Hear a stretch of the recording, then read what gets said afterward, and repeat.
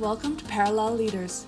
Every week, we come alongside you and focus on 8 growth points to address the obstacles holding you back. Not only do you need to grow as a leader, but your team, your systems, your numbers, your finances, the expectations, the facilities, and your culture must grow. If you target and evaluate your organization, leadership, or department under the microscope of these 8 growth points, you will optimize your effectiveness as a leader. And today's podcast is all about equipping you with the tools and conversations you need to move forward. So let's go. We've been through a bit of a season with resilience. And so a lot of these I want to pull out of 2019, 2020, the things that we really used at one of, I want to say, the hardest, most pressure-filled seasons of our life, and kind of intros into ministry on another level, and being able to share that with you. I want to start this off by recognizing, not all stress is bad, and not everything that's hard is bad. If we don't have tension, we don't have growth. So that can be for ourselves in our life, but that can also be for our teams as well. It's important to recognize we're not going to be motivated all of the time. And sometimes we have to press into having resilience even more because we aren't motivated and we're not excited to do everything. It can be hard. The definition of resilience, I Googled it to make sure we're right on track here. And the first one says the capacity to withstand or to recover quickly from difficulties. The second one said the ability of substance or object to spring back into shape. So elasticity. We need to be able to have thick skin. We need to be able to be tough, but we also need to be able to change directions. We need to be able to bounce back. One thing that I've learned about ministry is that it's great, but it's also hard. It's a blessing and it's great to be a part of the team, but it can also be a burden. It can be a lot of fun, but there's also seasons or moments that aren't fun. And that's kind of the reality of it. And then one thing that I've learned about being with Parallel is that we seize opportunities. We take them on, we jump right in, we go for it, and we go hard. And I'm so thankful that we have such a strong team because we couldn't do it without you guys. But some of those seasons, when everybody's like, hey, we need to go hard and let's go. And it's harvest season and you're like, I'm tired. I don't want to. I'm not sure if I can. And you can start to question yourself. You can start to doubt yourself. And I think Pastor Jen mentioned, the enemy can steal your memory, right? And so sometimes it can be really hard. So I want to share a few things that have stood out to me over the last couple of years to help us get resilient or stay resilient when we're going through those hard seasons. The first one, number one, is keep the mission in mind. Here's your bold mic drop moment. It all starts with the mission. The mission that we have is the Great Commission, and that's good. That's important. But what I'm getting at here is actually the idea of keep your head in the game. So much of resilience is mentality. It really comes back to you and what you're doing, what you're thinking about. When we lose sight of what we're here for, it can quickly erode our drive that we have. Recently, Joel and I started a house party at our house. We have 18 people coming out to our house on Monday nights, and it's been so fun to be able to have everybody together, but also to hear testimonies, hear how they started their relationships with Jesus, why they started coming to Parallel, and why they stayed. And it's amazing how, even though we were in a good place before that group started, just having that reminder of this is what we're here for. This is what it's about. This is what the win looks like is such an important thing for us to be able to remember. If we get our head out of the game, we're not going to be able to stay in the game very long. So keep the mission in mind. Number 2 is know your 3 up. So Pastor Jen talked about this a little bit, and I'm going to share about it too. And maybe God's trying to share something with you or speak something into your life. But when you feel like you're in the trenches or going through something, you need to ask yourself, who am I going to be able to chat this through with? There needs to be people that are in the corner of you and your marriage and your family, but also your calling and what's going on. Not everybody that loves you and thinks highly of you is going to be the person to encourage you to keep going. Not everybody should have access to you in that way. I can probably Google somebody to agree with me if I'm ready to quit. I could probably even find a friend who could agree with me and talk me out of continuing in this calling, but that's not what we need when we want to be able to go the long haul. We need to find people that are in that corner of our family, in that corner of our calling, that are going to call us higher, that are going to challenge us and hold us accountable and say, hey, you've kind of had a bad attitude about this for a while. Maybe you should like try another perspective, or maybe you should go for a run. Pastor Jen mentioned like 3 different people, a friend, a mentor, a pastor. Like these are great ideas for saying like, do I have these people in my corner? I think for me, what's interesting is looking at this from the other perspective. We have people in our church, in our leadership team or on our volunteer team, and they might get different levels of access to me based on what they've asked for. So there's some people on our team that have said, hey, could you call me on my prep? Could you call me to a higher standard? Could you speak into my life when you see that I'm kind of going off course? And I'm going to be a lot more direct and coaching with them. Someone else, I'm still going to be honest if things come up, but I might wait. I might just hold off a little bit. And it's important for us to realize like we need to also give permission for people to speak into our life.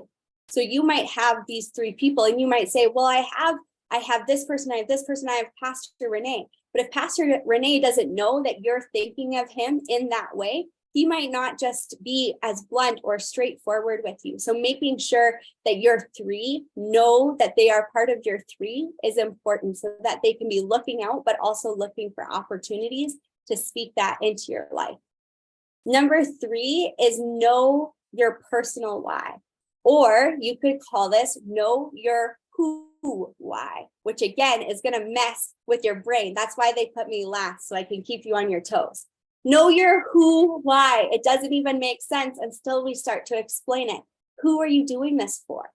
Who is it? I know for me, there are people that I've said, okay, if I could see this person come to know a relationship with Jesus, come into church, come and see life change, it would all be worth it. And knowing who those people are in our life is important. Now, there's a catch to this because we can't do what we do for the praises of people. If we do what we do for the praises of people, we're always going to seek affirmation from people, and people aren't who we do this for.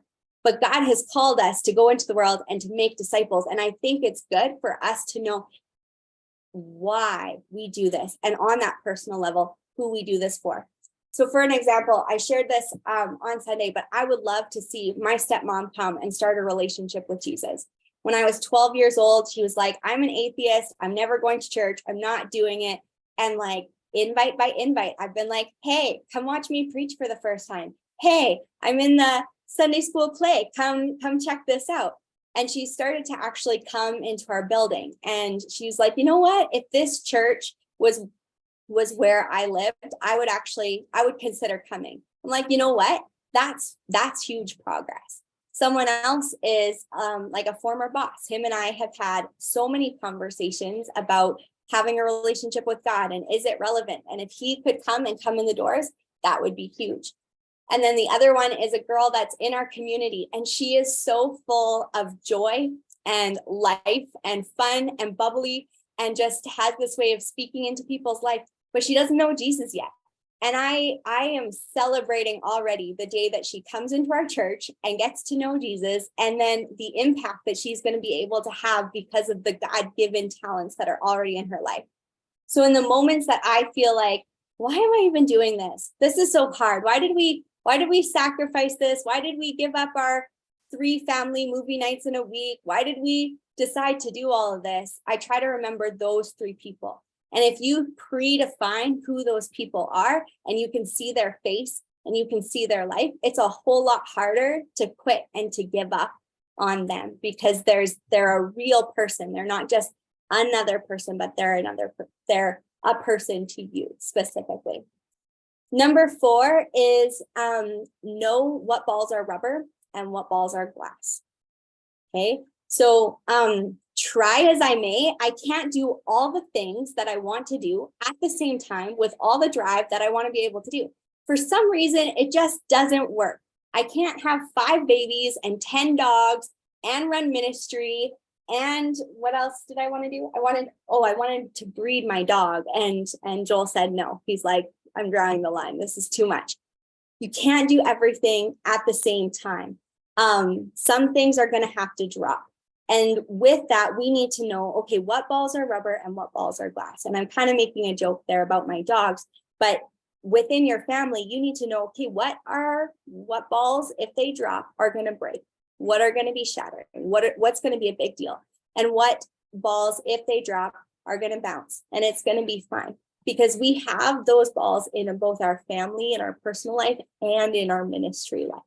And we need to be able to count the cost and know which one is which. Not everything is created equal, which is why we put so much emphasis on rhythms and making sure, like, hey, there might be some seasons that you can do this, but you can't do this, and that's okay. You just need to know what balls are rubber and what balls are glass. If you are talking with your spouse, you might say, hey, in our relationship, what do we want and what do we need? We're not always going to get everything that we want, but we do need to make sure we've prioritized everything that we need. If you have older kids, you might ask them the same thing. If I ask my kids that, they're little, they would say, we need you all the time, and it wouldn't work. But maybe you have older kids to kind of have that conversation with and say, okay, how many family dinners do we need to have in a week? How many do we want? Whatever that might look like for you. Number 5 is keep the water hot. When we pour out and pour out and pour out and problem solve and fight, and it just feels like hit after hit after hit, we can start to look at things with contempt. And contempt is like a silent judging. It's like usually an internal voice where we start to ask ourselves, like, well, why do I have to do this? Well, why did they ask me to do that? Why couldn't they just do it? Well, if I was in charge, I would do it this way. Well, if whatever it is, X, Y, Z. And this language, even though it's in your head, is super dangerous, because those thoughts aren't honoring thoughts, not to your team, not to your church, not to your leaders, not to your pastors, not to your calling. And when we have dishonor, if we don't keep it in check, we're not going to be able to lead from a place of honor. And the opposite of honor isn't actually dishonor, it's division. And if we get division in, we're definitely not going to be able to have resilience. So if we back it up a little bit, we need to know, okay, how do we keep the water hot? And now you might be like looking at me and you're like, what does water have to do with anything that you're saying? I want you to picture if you have a bathtub and it starts to cool, the water gets more and more cool. And in the same way, when we lose honor, when we lose sight of the privileges it is to be a part of a team, the pool or the bath starts to get cold. And unless we actively do something to heat it up, it's just going to keep getting colder and colder and slide more and more. So when we catch ourselves in a place of having those contempt thoughts, or maybe even dishonoring thoughts or division thoughts, we need to figure out, okay, how do I get the water hot again? Because if I want to be in a place of having resilience, I need to have honor for my calling, for my leaders, for this house, for this team. So I need to be able to keep this hot and change it. Number 6 is learn to discern what is life and what is a season. Pastor Tim mentioned the idea of counting the cost. They've counted the cost to what they're doing. And I think Pastor Jen mentioned something along these lines as well, when sometimes this is hard. I think that sometimes we become victims of our calling when we think that some things are seasons when they're actually just life and actually just the reality of what we do. Sometimes we think, hey, this is only going to be hard for a season, or I only have to train new volunteers for a short period of time. I only have to do X, Y, Z. But sometimes this just is what ministry is. There's always going to be people coming in the door, which means there's always going to be messes. There's always going to be somebody that says something insensitive. There's always going to be a problem to solve. Hopefully not the exact same problem. Hopefully not the exact same person. Hopefully not the exact same issue, because we still want to be able to grow. But I think we do ourselves a disservice when we say, oh, it's going to be better in 2 months, and then ministry is going to be a breeze. right? So like, let's just make sure we're having a healthy mindset of like, hey, this is our life. How do we make healthy rhythms within it? This is our life. So how do we do our date night with this? How do we do our life with this? And instead of like postponing joy or postponing what's healthy, figure out how do we do this in the process. Number 7 ties into that, where we say, hey, don't let seasons go on forever. If you know that this is a season, it needs to be a season. So be careful not to ask your family, for example, to hold something for a season and then let that season go on and on and on and on.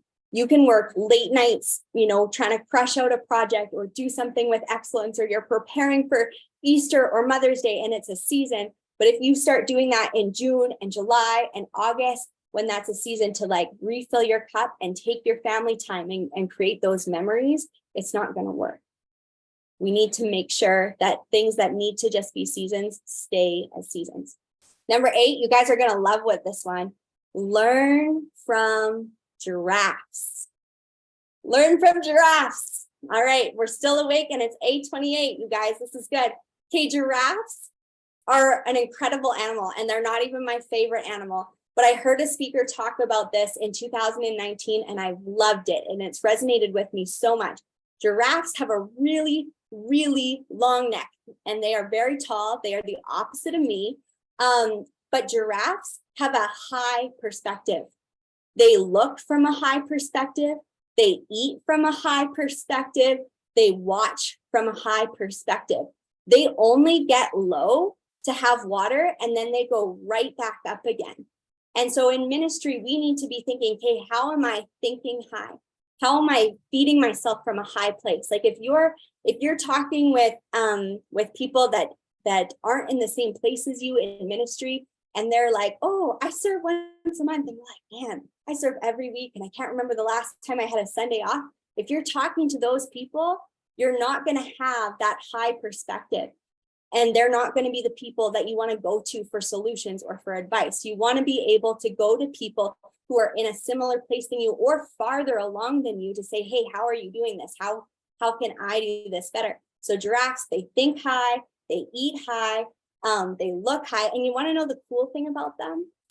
This is so fantastic, you guys. When they eat the good stuff, they poop it out on the other side and life comes out of it. So your reminder here is take in good things, because then what comes out of you will also be good and life-giving to other people. None of you are going to think about giraffes or me the same way again. All right, number 9 is fight for. 3 things. We're going to change it up on you. A, fight for fun. Fight for time outside of this. You need moments of a break. You need to be able to laugh. You need to have moments where you don't have to think about things seriously. And in the thick of a hard season, you might not be able to go do something fun every single night. Like there might be things that need your attention and need your focus. But when that season is done, we need to actually like mentally switch and say, hey, I can do this again. When Joel and I came out of a really hard season, I was like, okay, for this next season, I want like 2 date nights a week, because we've backburnered things a little bit and we need to like bring some fun back into our life, because that was a season, but that's not actually us. That's not the definition of us. That's not the definition of our family. And that's not the definition of our marriage. So making sure that you take that time for fun. The second one is fight for growth spiritually. You need to make sure that you're worshiping the caller, not the calling. Sometimes we can get so focused on the task or what's going on in front of us that we can miss those moments with Jesus. And I want to just challenge you guys, if you look at your calendar in a week, you've got all your different jobs, you've got all your tasks and your meetings. If you have room for all of those things, but you haven't made room for the one who's called you to do them, we've got it backwards. And we've got it wrong, and we've got to change it around. And when you come into this, when you take that next step into leadership, you've got to make sure that you're prioritizing that, because we can't model after Jesus if we're not taking the time to be with Jesus. We can't expect to have resilience if we haven't learned from the one who literally has modeled all of this for us. We have to take that time. And C, just to polish it off really nice, is all your other 5 Fs, because we need to have those rhythms. They're important. So you could call these, like the first one would be fun and the second one would be faith. And I've just mixed up the order, which again is going to challenge all the OCD people on this. If you need the other ones, it's fitness, family, and finances. Prioritize those things, fight for those things. These are all important. All the 5 Fs are important. Finding those rhythms are important. I just found that I really struggled with the first 2 in the hardest seasons, when there was so much to do and feeling like I just got to do all of these different things. Making time for fun and making the time to grow spiritually and in my faith were the 2 that were hardest for me and that I had to fight for. Number 10 is be self-aware. Rest and a nap go a long way. Emotions are good, but leading from emotions isn't usually wise. Making sure that you are not hangry or overtired goes a long way in resilience. And number 11, give yourself a tangible reminder. This might be as simple as filling out the leadership notes that we've given you, maybe putting them somewhere visible. There are a few things that I've done in order to create a tangible reminder for myself.